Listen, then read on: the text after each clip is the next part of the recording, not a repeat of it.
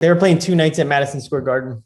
I was like, I need to go again, and I need to bring my brother. At the time, he was going to SVA in New York City, so he was kind of like super busy. He was working full time. He went to school full time, and I was like, Gerard, like I remember coming home from the concert and being like, just talking about it all night, and like I remember like going through the CD and being like, they played this, but they did this, and like this came on the screen, and I was like trying to explain what had happened, and he was just like, dude, he was like, man, I really want to see them. Like, we should go together sometime. And I was like, you know what? They're playing Madison Square Garden 2 nights. I was like, we gotta go. We gotta go.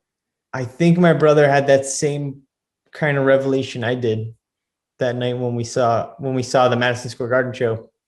Um, and I remember like nudging him and being like, this is what I want to do.